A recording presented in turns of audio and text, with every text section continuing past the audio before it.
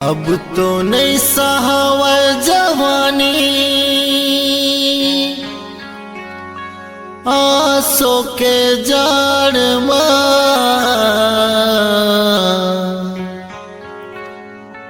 भोगत कुंवारा वो लगे हम जुगाड़ भोगत कुंवारा वो लगे हम जुगाड़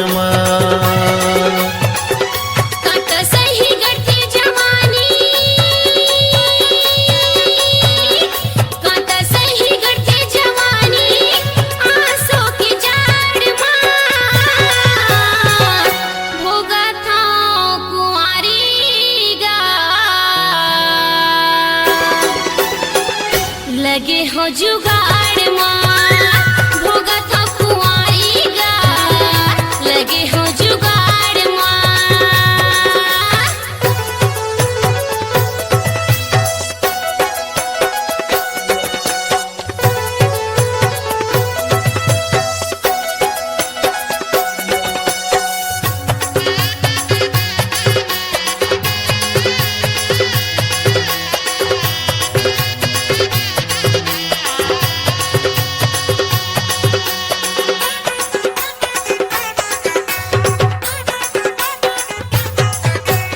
आनी बानी पारम गुठिया थे छाती माँ को दो दर थे आनी बानी पारम गुठिया थे छाती माँ को दो दर थे पानी माया के लगे कैसे चटल जीवरा जर थे पानी माया के लगे कैसे चटल जीवरा जर थे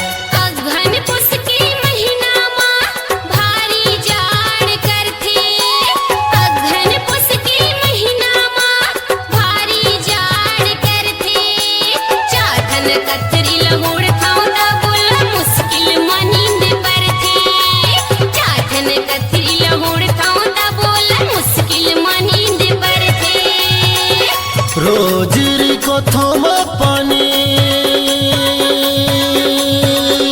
रोजरी को थोम पानी बर पिपर के झाड़ भोगत कुंवारा वो लगे हम जुगाड़ भोगत कुंवारा वो लगे हम जुगाड़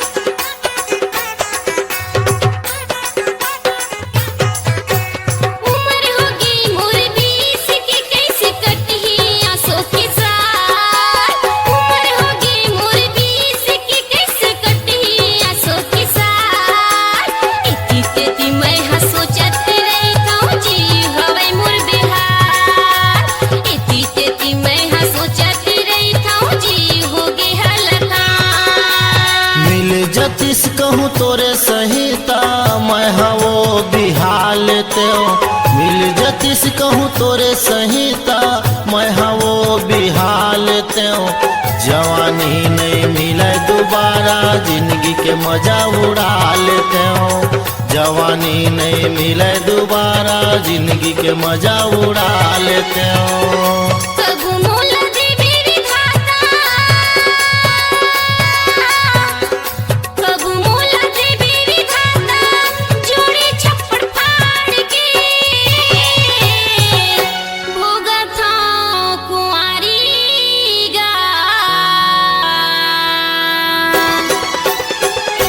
लगे हो जुगाड़ भोगत हो कुंवारी गा लगे हो जुगाड़